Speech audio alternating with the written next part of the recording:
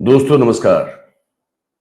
स्वागत है आप सभी का आप ही के अपने इस मंच पर जिसका नाम है मयूर जानी official.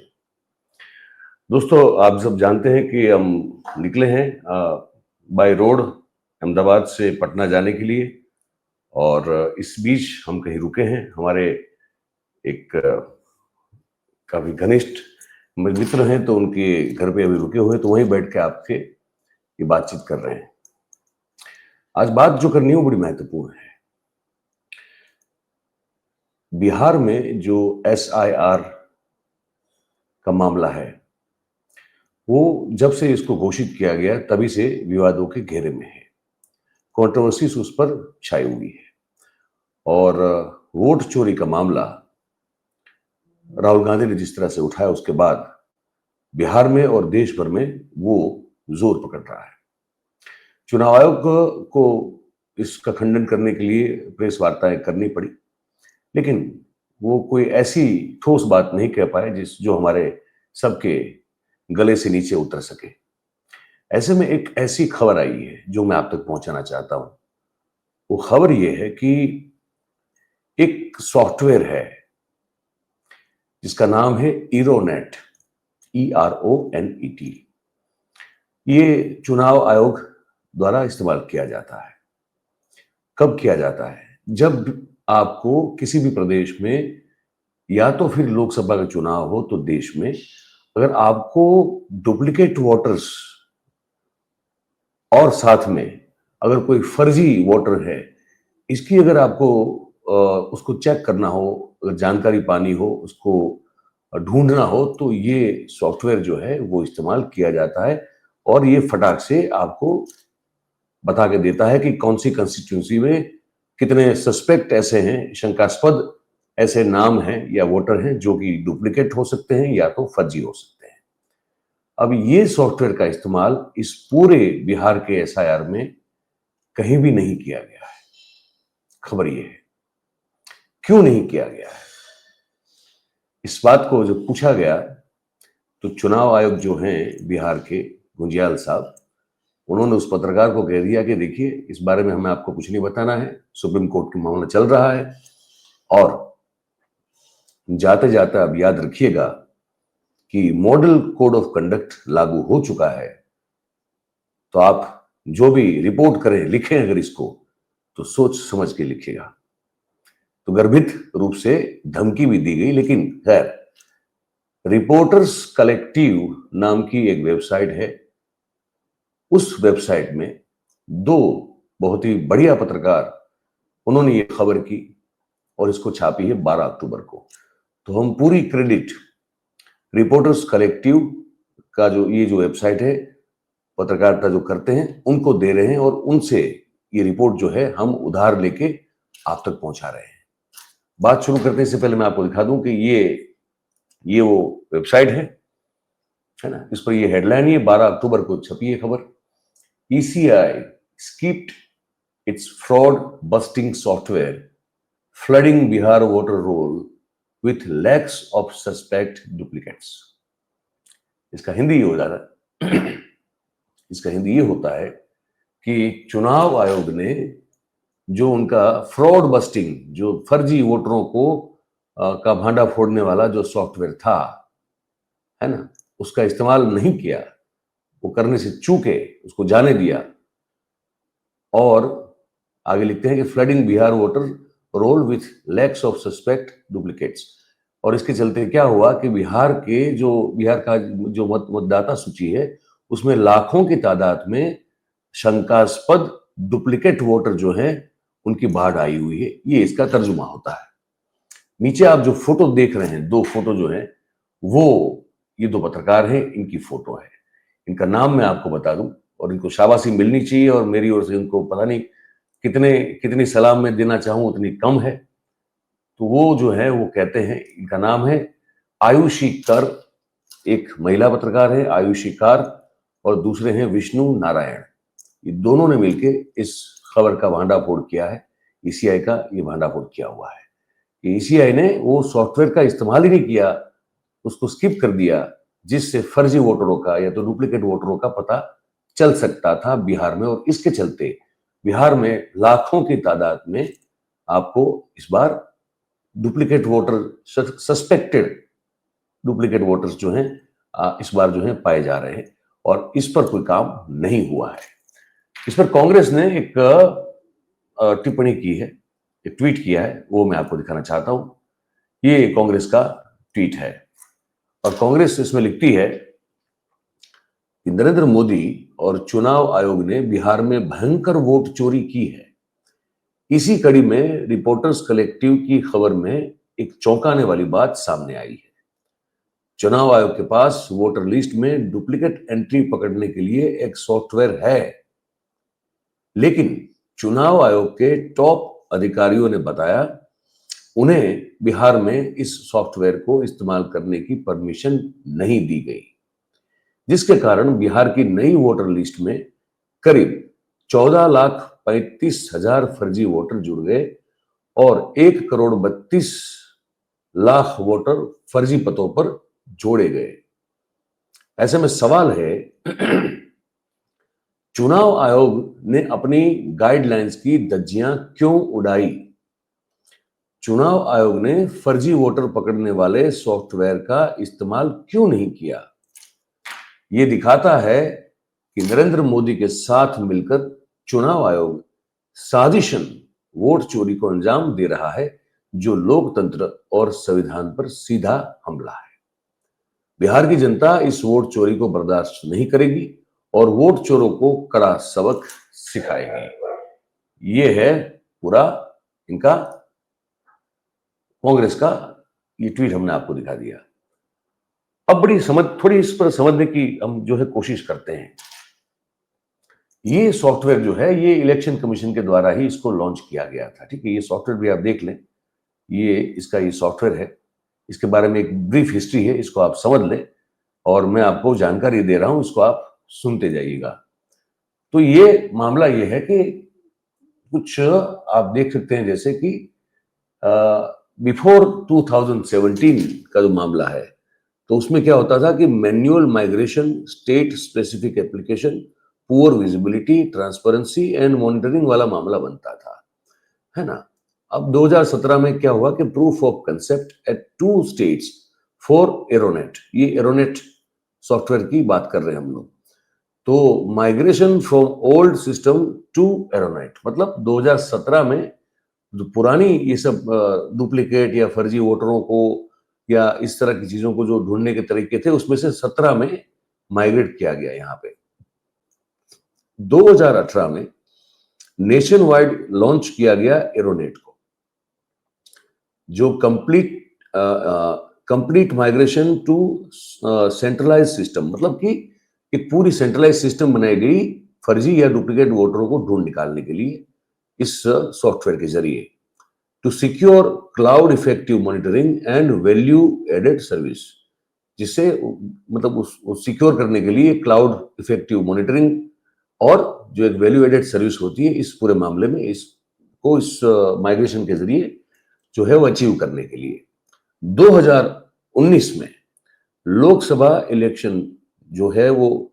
Lok Sabha election done on the basis of electoral roll generated on ERONET. 2019 का चुनाव जो है वो देश में लोकसभा का जो हुआ, वो इसी सॉफ्टवेयर के द्वारा जो इलेक्टोरल रोल मतलब मतदाता सूची जो जनरेट हुई, उस आधार पर हुआ।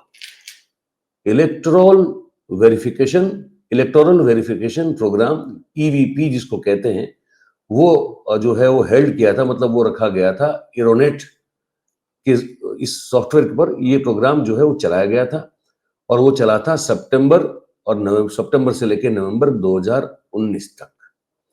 2023 के बाद इसी सॉफ्टवेयर का, जिसका नाम है एरोनेट, इसका 2.0 वर्जन जो है वो भी लॉन्च किया गया। अब आप समझे ये सब हो रहा था, तो सवाल ये है कि जब बिहार में आप अचानक से इतने कम समय में आप स्पेशल इंटेंसिव रिवीजन करना चाहते हैं एसआईआर, तो ये तो आपके लिए बहुत काम की चीज थी, ये जो सॉफ्टवेयर है वो, है ना। कि भाई ये आपके पास है ऑलरेडी, इसका वर्जन है 2.0, मतलब कि अपडेटेड सॉफ्टवेयर है आपके पास। तो ये आप बिहार में जो मुख्य चुनाव ऑफिसर हैं, अफसर हैं, सीईओ है जो बिहार के गुंजियाल साहब, और वहां के जितने भी इलेक्ट्रोल रजिस्ट्रेशन ऑफिसर्स हैं, ईआरओ जिसको कहते हैं हम लोग, ईआरओ का फुल फॉर्म होता है इलेक्टोरल रजिस्ट्रेशन ऑफिसर, जो कि पंजीकृत करते हैं और साथ में ये भी जो इस बात को भी चेक करते हैं और वेरीफाई करते हैं कि भाई उनकी कंस्टिट्यूंसी में कितने फर्जी या तो डुप्लीकेट वोटर हैं।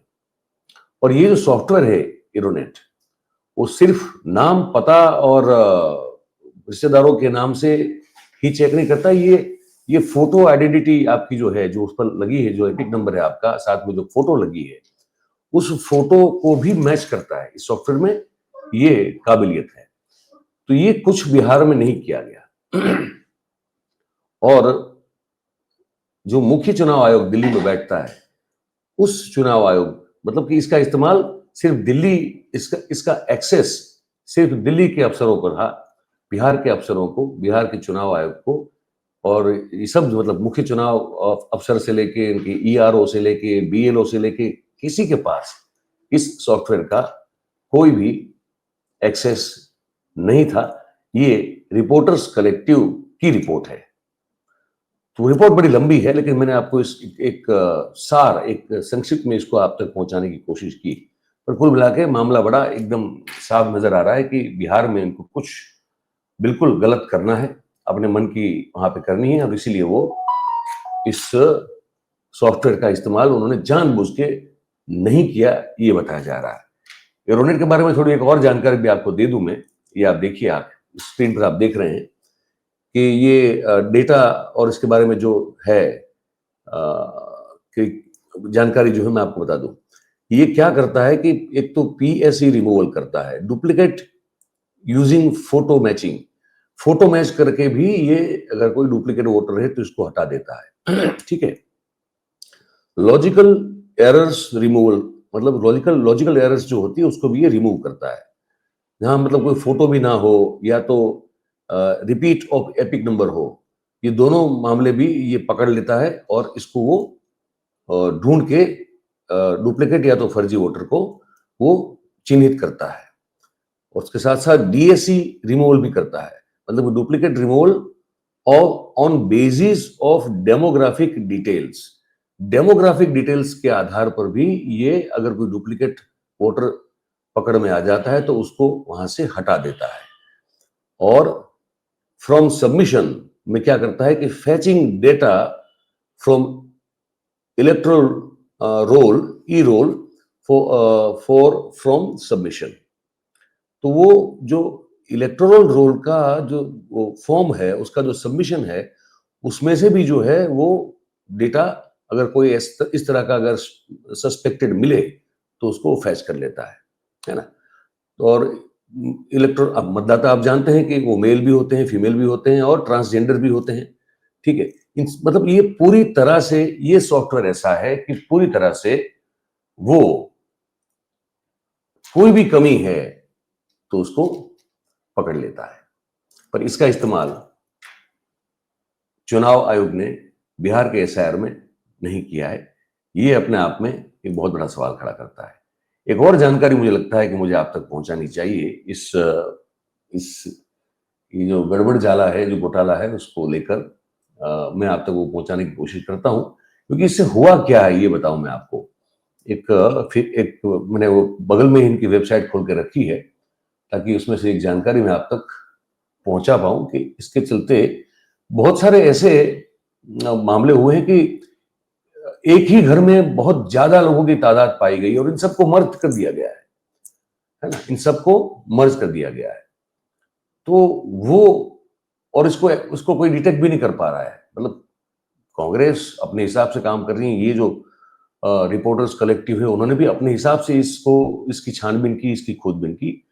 चुनाव आयोग की ओर से इस बारे में कोई कुछ नहीं कह रहा है। और इस पर जब पूछा गया, पूछने के लिए गए लोगों ने एक अपने सवाल भी भेजे चुनाव आयोग को, लेकिन चुनाव आयोग ने इसका जवाब देने से मना कर दिया, या तो जवाब दिया ही नहीं, ये कहा जा सकता है। ठीक है। तो मैं जो आपको एक जानकारी देना चाहता हूं, वो मेरे बिल्कुल सामने पूरा एक आर्टिकल खुला हुआ है। उसमें ये था कि भाई जब ये ऐसा इसकी जैसे मैं पहले कह चुका हूं कि इसका उपयोग 2024 में भी ये जो वर्जन है 2.0 एरोनेट का किया गया था, और उस समय डुप्लीकेट वोटर जो भी पकड़े गए थे वो हटाए भी गए थे, और या उसकी कम से कम जानकारी दिल्ली से बिहार तक दी गई थी, ये कंफर्म हो रहा है। तो बहुत सारे अफसरों ने, चुनाव आयोग से ही कुछ बहुत सारे अफसरों ने रिपोर्टर कलेक्टिव के ये दो पत्रकारों के साथ ऑफ द रिकॉर्ड बातचीत में ये सब बातें बताई। ऑन द रिकॉर्ड कोई कुछ कहना नहीं चाहता है। तो अब आप सोच लीजिए कि जो ड्राफ्ट लिस्ट बना बिहार में, तो उसमें ये रिपोर्ट में लिखा है कि 5.56 लाख सस्पेक्ट डुप्लीकेट्स इन 142 असेंबली, 142 विधानसभा क्षेत्रों में, मत क्षेत्रों में 5,56,000 सस्पिशियस डुप्लीकेट वोटर्स जो हैं वो मिले। और कहते हैं कि when we analysed a single assembly constituency जिसका नाम है वाल्मीकि नगर, तो वाल्मीकि नगर को जब इन्होंने एनालाइज करने की कोशिश की, तो कह रहे हैं कि उत्तर प्रदेश से बिल्कुल सटा हुआ है। तो कहते हैं कि सिर्फ एक ही कंस्टिट्यूंसी में 5,000 ऐसे केसेस मिले जो कि डुप्लीकेट वोटर हो सकते थे। अब इस बारे में भी जब वर्जन या कोट लेने की कोशिश की गई, तो इस पर भी कोई जवाब जो है रिपोर्टर्स कलेक्टिव के रिपोर्टर्स को नहीं दिया गया। तो क्या कहें बताइए। तो ये हाल है बिहार में हो रहे एसआईआर का। इस जानकारी के सामने आने के बाद हम और आप चुनाव आयोग से और मोदी सरकार से और क्या उम्मीद रखें। वैसे तो रखते ही नहीं, लेकिन मतलब खुलेआम धड़ल्ले से डंके की चोट पर घपला और घोटाला किया जा रहा है। हमारे और आपके संवैधानिक अधिकारों का पूरी तरह से हनन किया जा रहा है। ये बात हमें आपको बतानी थी, हमने बता दी। आप इस बारे में जो भी सोचते हैं अपनी कमेंट के जरिए हमको लिख के जरूर से बताइएगा। और अगर ये जानकारी आपको अच्छी लगी हो तो इस वीडियो को लाइक करें, इसकी लिंक को शेयर करें हो सके इतना। और अगर अब तक आपने हमारे इस मंच को सब्सक्राइब नहीं किया है तो कर लें, और अपने आसपास के लोगों से भी करवाएं। बहुत बहुत धन्यवाद करेंगे आप सभी का हमारे साथ इस बातचीत में जुड़ने के लिए। Thank you very much. नमस्कार।